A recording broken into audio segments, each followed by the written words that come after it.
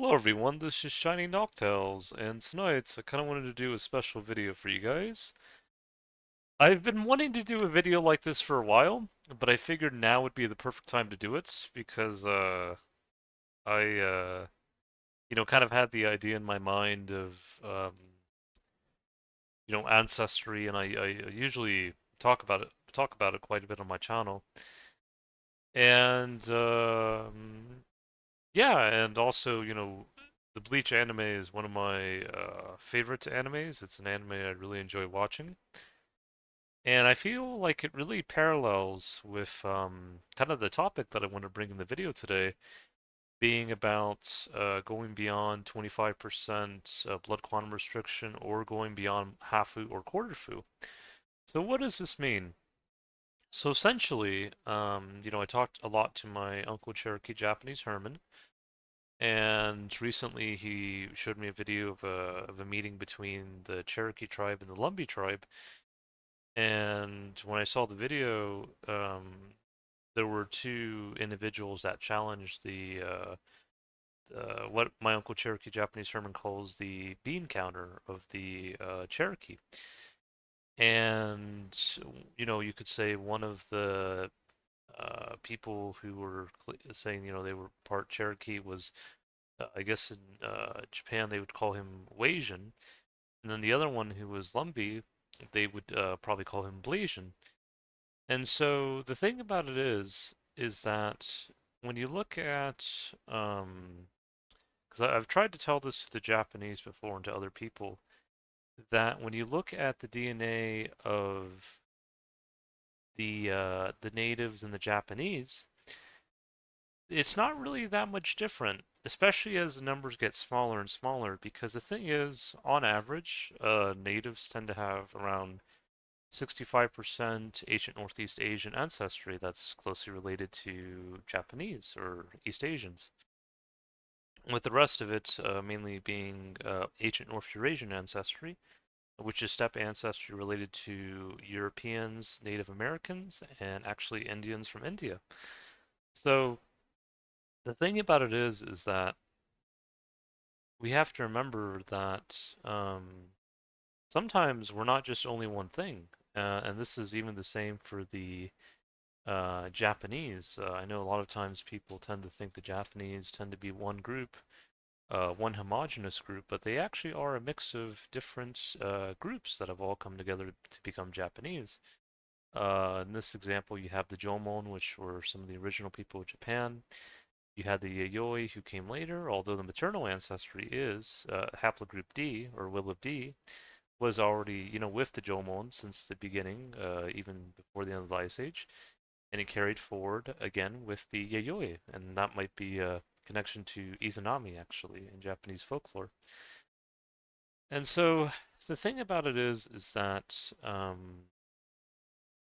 it's important to remember, and then I can show a map quickly of maternal haplogroups of East Asia and the Americas. And I did it in a previous video, but I'll do it again just because I think it's good to kind of hone in on uh, this uh, this particular message, as it were.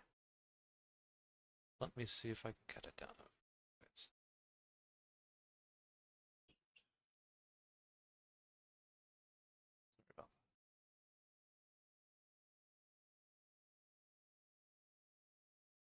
So I'm gonna get these two down.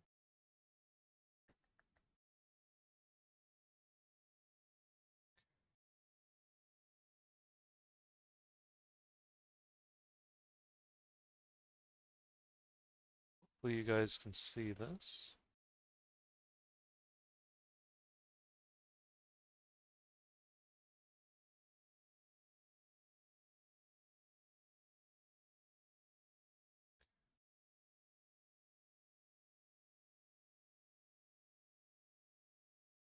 Yeah, sometimes it takes a little.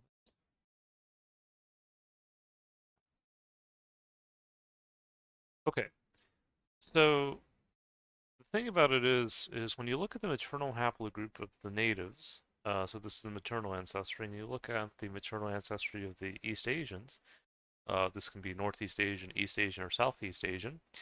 You can see a very clear trend of the mothers of the natives and the East Asians in general, whether Northeast, East, or Southeast.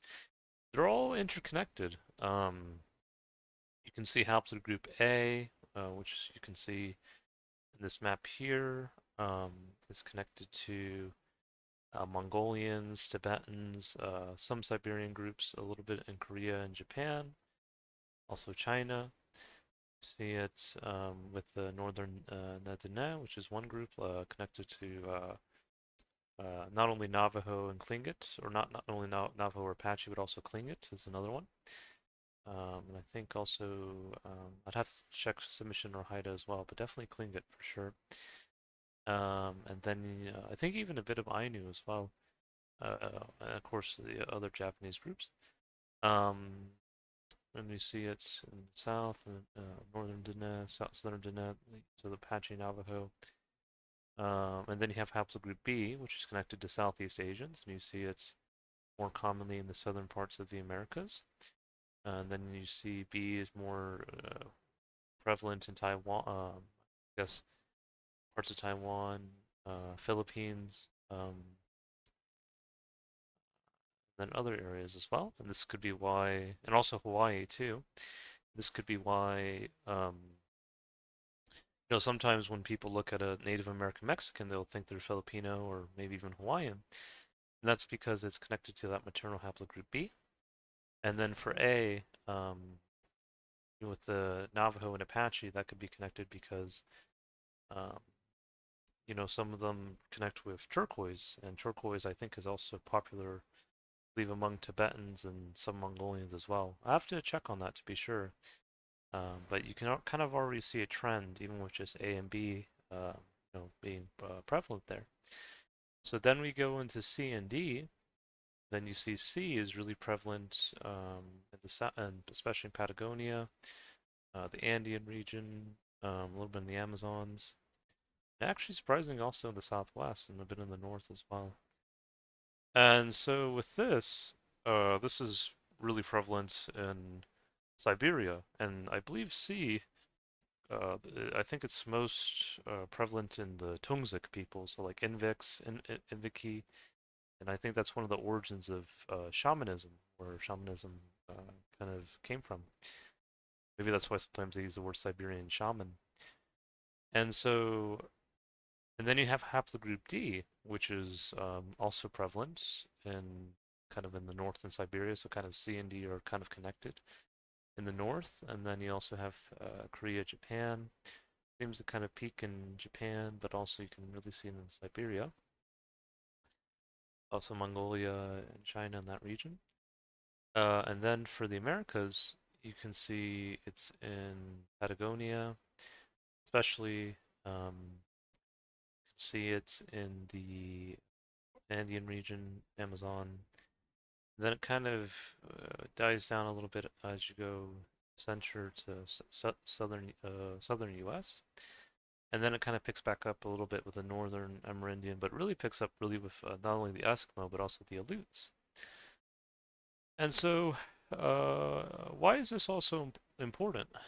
Well, it's because um, there's a reason why, when I think of the Japanese, especially, I think of the way some of them might look at things is like you can divide something in half, and half, and half, and half, and half, but no matter how small something gets, it's still there.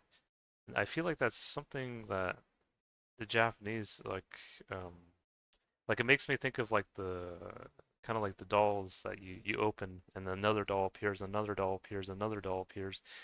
And some people think that that originated in Russia, but it actually originated in Japan. I'll see if I can find the dolls that I'm speaking of. Stacking dolls, Japan.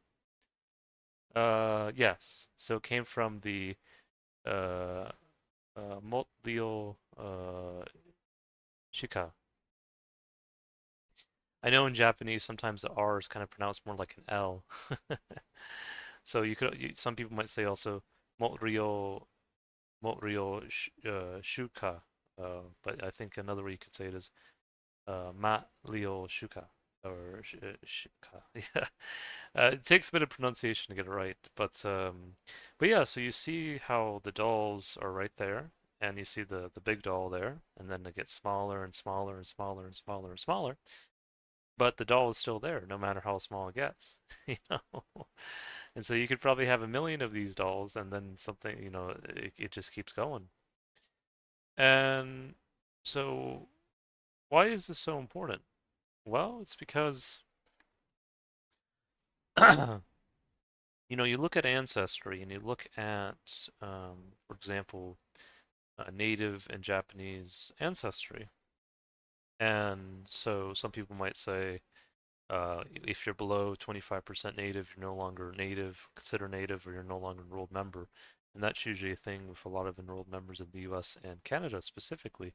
Not so much in Latin America, it's a little bit different there, but maybe even there they have their own.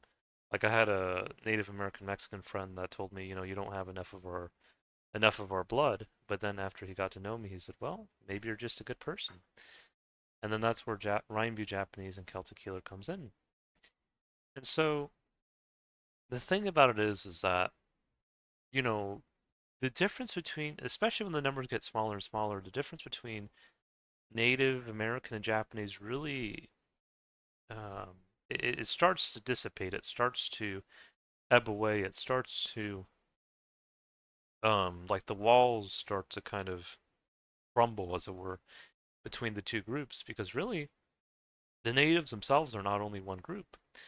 They're connected to ancient Northeast Asians, which is a large amount of their ancestry, really close to Japanese, and I guess to an extent also Siberian Northeast Asians.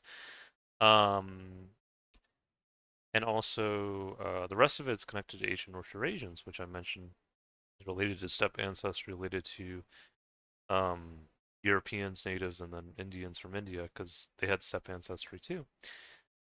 And so you look at the European ancestry, the ones that generally tend to have the most ancient North Eurasian ancestry are Norwegians or Scandinavians.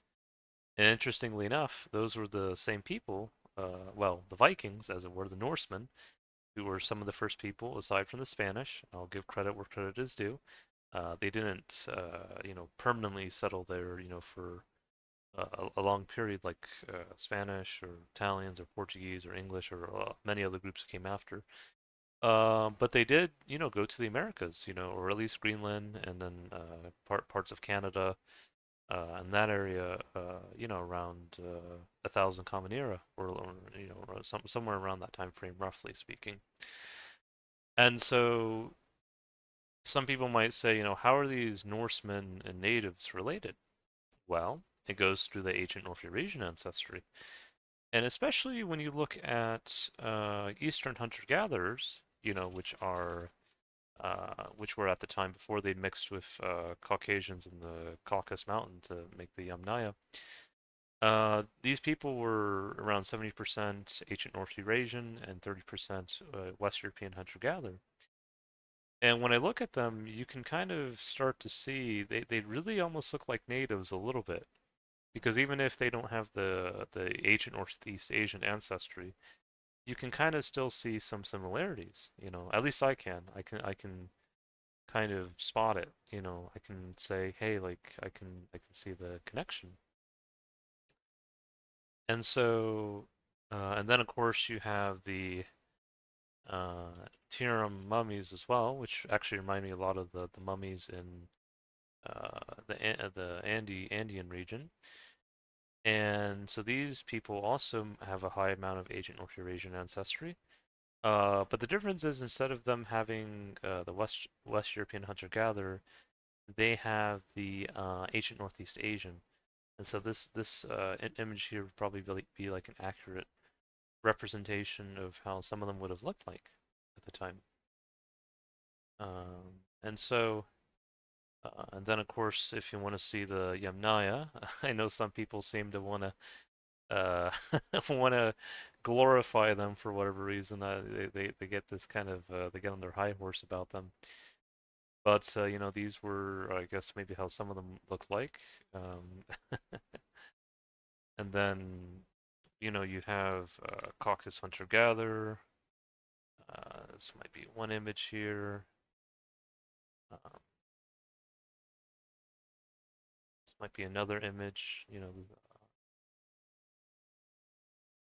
And at least for me, I actually had a sample with I don't know how close it would be like to like some of the Caucasus hunter-gatherers they sampled, but the one I had was really close to like Spanish, North Italian, Portuguese, a little bit, and then they were related to like Aurelians, which were connected to like Mycenaean Greeks, Trojans, and eventually Celts, Pannonian Aurelians, so Northern Aurelians, Macedonians, different groups.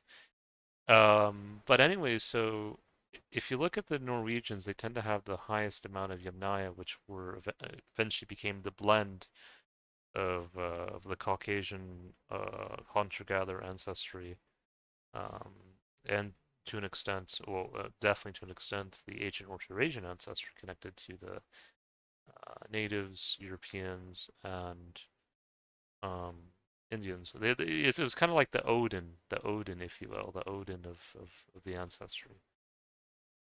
And so, what is the counterpart of Odin? Well, the counterpart of Odin is Zeus or Zeus or Deus. So, because you have Zeus, but you have Odin, but you also have well, Zeus. And so you have these two deities that are really prominent figures in Europe. You know, they kind of are the two big big heavyweights, if you will. And for good reason. They represent seemingly different parts of Europe, but actually they're not as different as you think they are. And that's because, well, even though Odin, uh, some might say Odin might have had more, might have had the more Yamnaya or ancient North Eurasian ancestry, or however you want to say it. They're still connected because you see how Anatolian Neolithic farmer or early Neolithic farmer is also a big part of European ancestry, which actually peaks in Sardinians. And so the Anatolian Neolithic farmers look more like this, and this might have been the origin of, because like my British English friend Matthew sometimes asks me, were the Anglo-Saxons the first people with fair skin? And I would say, well, not exactly. If you go far back enough, it probably would have really been closer either to Caucasus hunter-gatherers or early Anatolian Neolithic farmers. And so the thing about it is that we have to understand that um, ancestry is very multifaceted. And so you have, because if you look at European ancestry, even though it seems like Norwegians, Lithuanians, Estonians, and probably extends to Danish and Swedes, even though they tend to have the lowest amount of early Neolithic farmer ancestry, they still have it. You also have Western European hunter-gatherer as well. So some of the first people that had blue eyes in Europe, like Cheddar Man, for example, he had blue eyes, no question, but he had darker skin. And this is just how they looked like at the time. This was what Cheddar Man would have looked like. Again, blue eyes, but just darker skin tone. And then you have Larabrunia, who's also another West European hunter-gatherer. Again, same thing, blue eyes. Skin's a little bit different. But yeah, it's one of those things where I think a lot of people they kind of tend to think everything that is present today has always been there. That's not always the case. And so the thing is that when you understand this, you start to understand this more. The colors of Ichigo incorporating his Shinigami powers, connected to the Soul Society of Japan, the Hollow powers, which were connected to um, kind of Weko Mundo, or kind of the um, which incorporates like a lot of mythology and folklore, particularly like it seems like somewhat from parts of native Latin America, as well as other parts as well. It's kind of like a blend, if you will, kind of a blend. I don't know if they get anything from Sundaland or another area or whatever. But you see that's part of it too, and then you have the I guess the Japanese might have some of it too, really. But and then you have um, the Quincy powers, which in Bleach would be connected to like Ichigo's Germanic powers. The Fullbringer says something with like English or whatever. It's all interesting though, like how it comes together, and again, this is the artist Tite Kubo's kind of artistic impression, if you will, of how he has kind of uh, drawn the anime, or kind of wanted to represent the anime, if you will. But yeah, so the thing about it is that if we go back to European ancestry, who's in between Odin and Zeus? Who's between the ancient North Eurasian that came into Europe, and then the I guess the Anatolian Neolithic farmer? Who's between the Norwegian, and who's between the Sardinian, or who's between Odin and who's between Zeus, or I guess Sardinian Greek, however you want to say it. Um,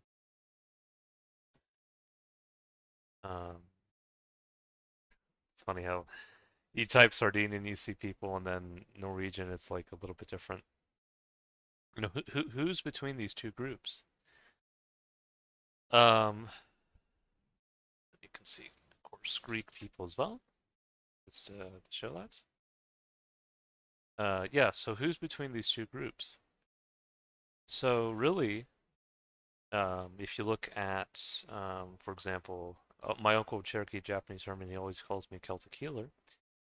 The ethnic Celts, the ones who, before some of them mixed with the Bellbeaker, which was more Northern European, so closer to like Norwegian, North German, Swedish, all that neat stuff. um, the ones that were, really more so like the ethnic Celts, if you will, were genetically closest on average to Spanish. Some people would say northern Spain, like Galicia, Portuguese, French, South Dutch. And you notice here how they're kind of like in the middle between the two opposites, between the Norwegian and then the Sardinian. And also you have Greek and Albanian and all that as well.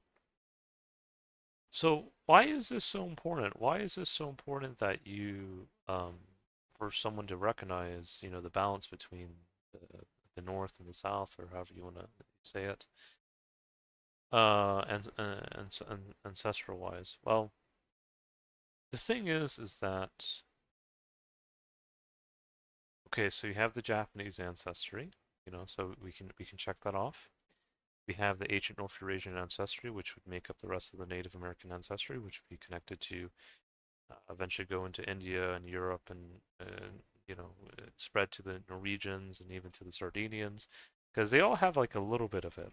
Even the Sardinian has just even though they were on an island isolated for so many thousands of years, they still got a wee bit of that, a wee bit of it. So the thing is that um, so where am I going? Where am I going with this? Well, the thing is that you know, I'm gonna try to see how I can break it down. Okay, so if you look at anime, for example, I'm gonna try to see if I can get the characters. So in Japanese anime, you have all these characters that look very different, and they don't all look like the average Japanese. They don't all look just Jomon or Yayoi, or even mixed, Jomon and Yayoi, or Han or Ohatsuku. They look very different. Some look like they could be from different parts of Europe. Some could look like, of course, they're from Asia. Some could look like they're from Maybe if you look at more anime characters, you could see like Africa or Latin America or different groups. Um, but they all still, can speak some Japanese and all, it's in the anime, it's still like part of them. And so the thing about it is that, and I know Luffy, I think Tite Kubo said he'd be Brazilian or something, and then they chose a Mexican for the live actor, which I thought that was cool. But yeah, so the thing about it is that you bring the ancestry together. You bring the Jomon and the Yayoi together. And I don't know if like in Bleach they would say that the Jomon's is a hollow and the Yayoi is a Shinigami, or hopefully not. Hopefully the Shinigami can both be the Jomon and the Yayoi, or somehow they find a balance between it, because really, sometimes when I look at especially Jomon for sure, sometimes I could say this could look like a native from Latin America, or this could be, some people might say like a Mexican, or some people might say however you want to say it. And then Yayoi looks like, like there are some people in the further north in the Americas. And again, I have ancestry from the far north, like the Arctic, and the far south, which is close to the Antarctic. So I got like the full spectrum. So you have some people that would indeed look closer to Yayoi, and yeah. And of course, you got not only the Inuits, or not only, there's different kinds of northern people. There's the Aleuts as well. Um, and so the thing is that there are there are people in the Americas that look like these two groups because, well, they migrated here. And so I think that's what people, they don't really understand the full spectrum. They think, could have these people have migrated? How could have these people have migrated here? And I said, well, if you look at some of the ancestry of some of the native groups, you'll see admixture of Jomon, of course, other groups as well, not just Jomon. But you see Chola and Mongol Horde and Sokka and so many other groups. Um, and see, and then you see like a connection with Okinawa, Japan, Saganji Jomon, Japan, Andaman Islander, Malaysian, ancient Malaysia, even Egypt, which is interesting. Uyghur, Mongolia, Avar, Ruran, all that mixed. And then you see here another match. See North Amerindian, Altai, Kazakh, Hakka, Short, Nineveh. You see Saka, Avar, Yayoi, and so clearly you see it there in the admixture because they came and they mixed. And you see all the different groups here, like Yakut, Orkin, Ninvik, Chukchi, which is that's something you would see like Arctic Amerindian or Eskimo. Inuit as well. Eskimos only raw meat. They also tie snowshoes, and they can also eat cooked meat as well. But yeah, and they also mix with the Pima as well, which is genetically closest to Meso-Amerindian. You see Sequoia Greenland. You see Ket Siberian, Sequoia, Sequoia Selkup, Altaic Tuva, Yakugar. Just more Siberian groups. But Ruran, Shanbei. And so Karyak, Chukchi, so all these groups came together. All these groups came to the Americas, and so essentially, when I tell the Japanese and other people, like I'm Rainbu Japanese, Jomon and Yayoi both, well, you look at the how some of the natives look like, and you look at how some of the Jomon Yayoi look like, and then when you blend them together, when they come together, that is, well, Rainbow Japanese. And I really think a lot of people, they tend not to understand this. They tend to um they want to put it in a box, or they want to say uh no, like he can't possibly be these two groups, or he can't, there's no way. that these two groups would have you know bit, would have uh, would have existed or would have however you want to say it.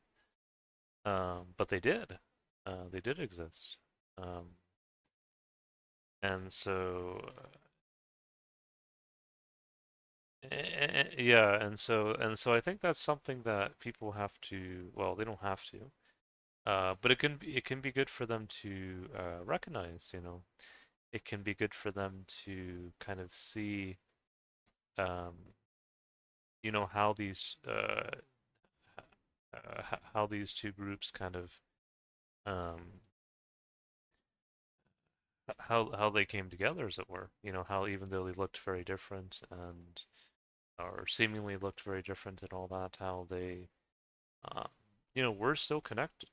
Through especially through maternal haplogroup D.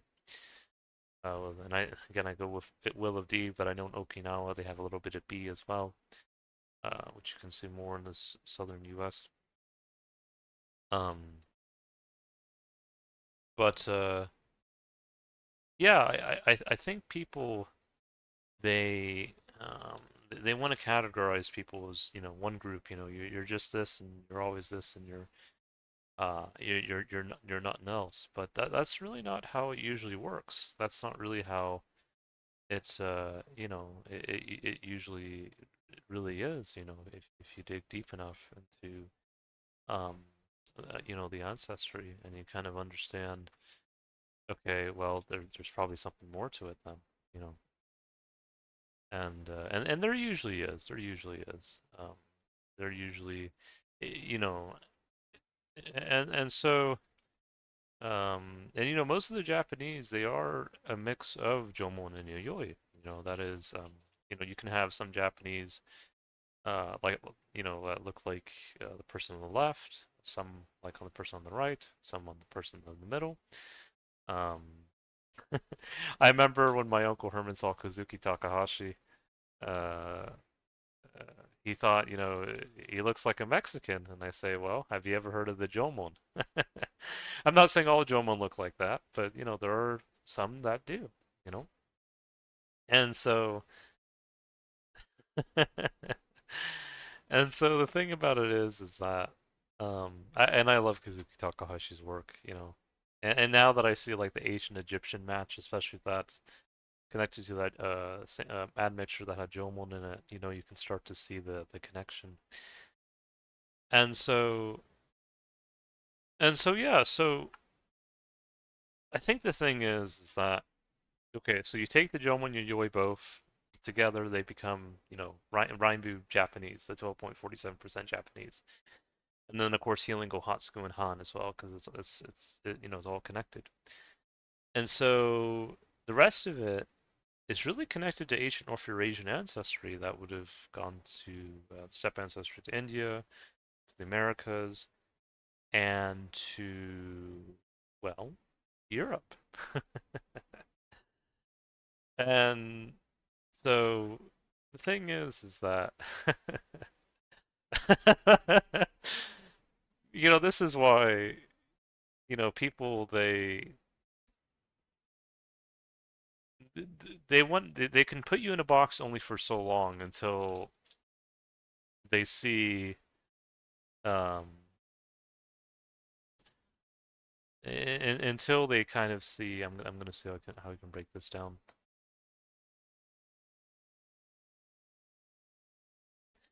Until they see this, or until they see this, or until they see this, or until they see this, or this, or this. And what am I saying? What am I saying when I keep saying this and this and this? Well, what I'm saying is all these characters in anime could be considered Japanese in their own way, but they're also in addition to, like my Uncle Cherokee Japanese Herman says. And so when you understand this completely, then the restriction of blood quantum or even going beyond the labels Hafu and Quarterfu, they start to dissipate. They start to um kind of ebb away. They start to the barriers, of separation. They uh, they just start to um, come apart. And so this is something that I think is important for people to understand because whenever I see half Japanese, they don't just only look like Jomon and Yayoi, they also look like in addition to.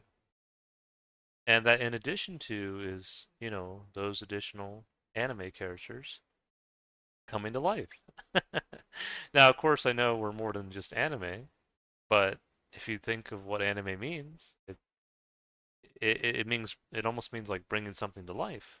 But instead of it just being in a comic or in a movie or in a film or a show, it's well in our reality or physical reality or however you want to say it.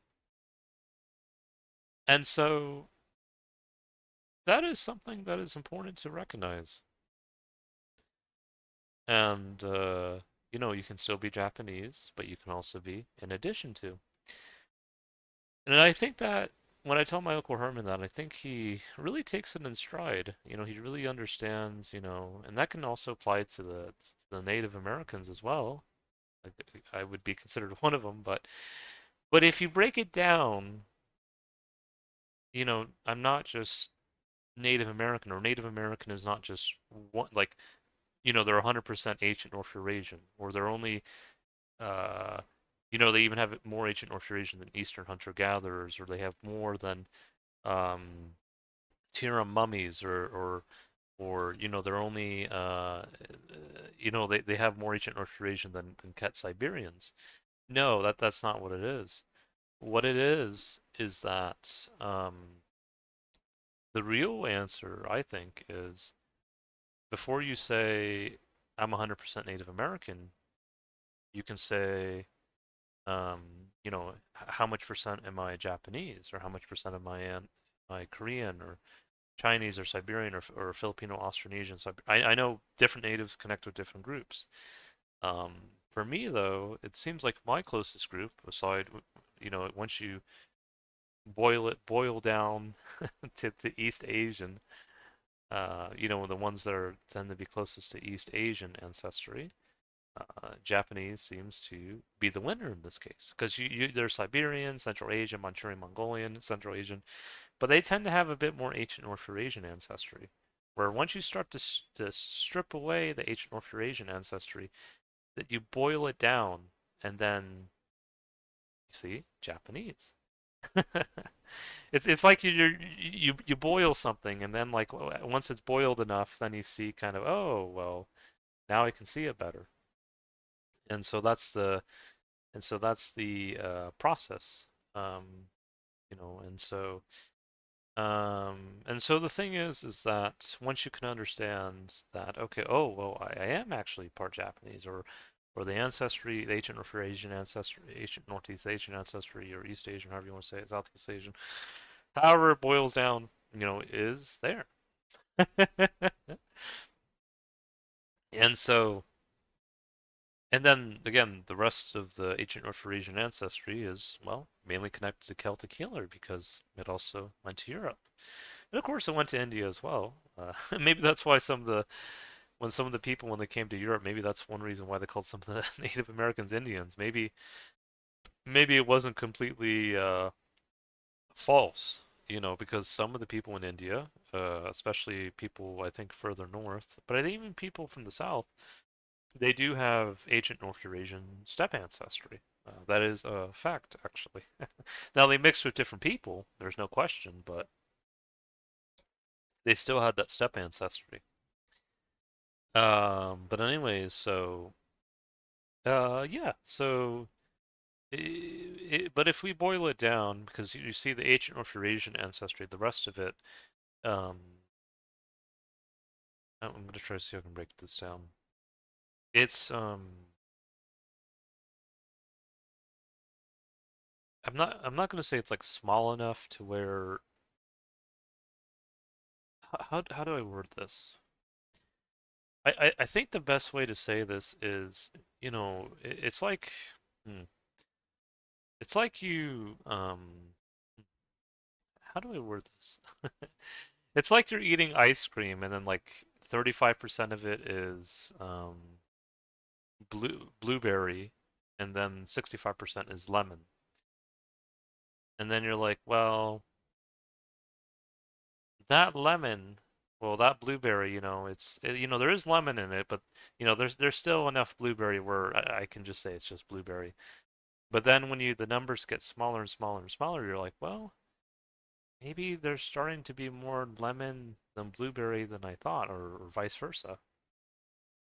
And so the thing is that um,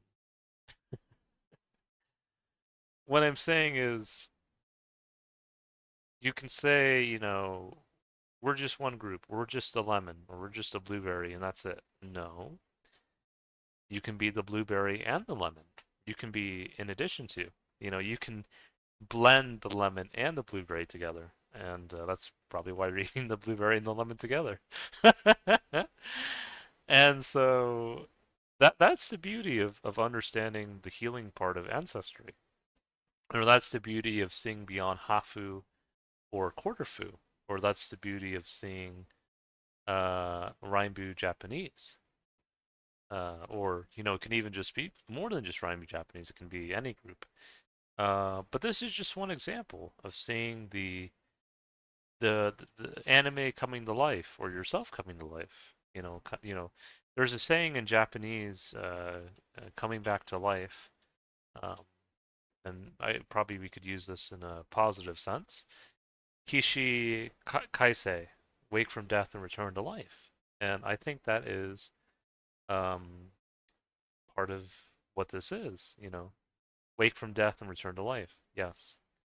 And that is the rainbow. That is the anime coming to life. That is the um, kind of the truth, or well, the truth in the sense that my dad would say, we're all related, or um, this idea that sometimes we think we're separated, but we're really interconnected more than we think. Of course, we might look different, but there's a reason why we look different. If we all look the same, then the anime probably would be pretty boring, It wouldn't look like this. It would look like it would look like only one of these characters, and that'd be the anime. So imagine just an anime just with Naruto, and it's just Naruto, or just an anime just with Sasuke, and it's just Sasuke. I don't think that'd be a. I mean, maybe some people would like that. Maybe some people say, you know what? I want an anime where it's just Naruto, and that's it. Just hundreds of Naruto, or just an anime with hundreds of Sasuke. Or I guess they already get that with the Shadow Clones, anyways. But you get what I'm saying. That there's a reason why different characters, different personalities, different facial features makes anime so interesting, and also life in general in its own way. And so, yeah, I just kind of wanted to share that with you guys, just to kind of dig deep into the ancestry, and also kind of show again, like Ichigo, he might have all these bloodlines running through him, kind of like I do, really. That it's you can say Celtic, Japanese, native Japanese, American Celtic healer, Norse, Greek, all North, uh, Amazon, or Egyptian. Or I had one person, when I told him I was, he said, I don't care if you're 3% Asian. And then I said, and then when I told him, when he saw like when he saw one map saying I had a little bit of ancient Egyptian, he's like, oh no, he's 3% ancient Egyptian. I gotta run. And then I was like, it's still part of the rainbow either way. But anyways, so um, yeah, so of course, I have more than 3% Asian. Yeah, I think he was just trying to be, however he wanted to be. But yeah, so the reality is that we all come together, and I know it's hard for some people. Some people want to say, I don't want to come together. I don't want to do it. But there's a reason why we do. There's a reason why Even though some people might say, um, some people might say, I don't want a Japan, that looks um, like this, Blasian versus Wasian, or I want every Japanese to only look like Jomon or Yayoi. I don't want. But the thing is if you do it like that, then the anime doesn't truly come to life. I mean, part of it does because some of the anime characters look completely Jomon or completely Yayoi, or a mix of both. But there's a reason why there's more than just only those two groups, or even just Han or Ohatsuku, or even how some of the natives look, which I covered, whether they look like an Eskimo or Inuit, or if they look like an Aleut, or if they look like a Mayan, not the no, not at the temples, the person, or they look like a Koeskar, or or if they look, I'll try to see other groups. This actually looks like the Aikido elder from Robin Nomad Push's channel, I Am the Universe. And so, because again, the eternal haplogroup D4H3 kind of, comes back, the eternal life that he spoke about. So that's where it is right there. Uh, and so that's what it is. People can they can say what they want.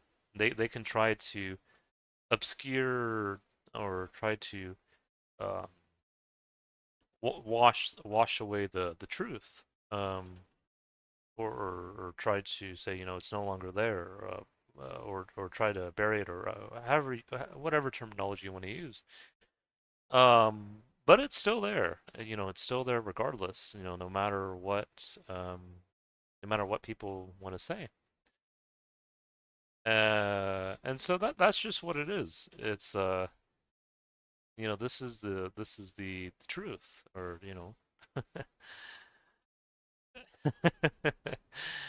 and so yeah, and so this is something that I feels important to cover, to really bring to the surface, and so yeah, I think that is the rainbow. That is the again the anime. Not only anime characters coming to life, but also ourselves.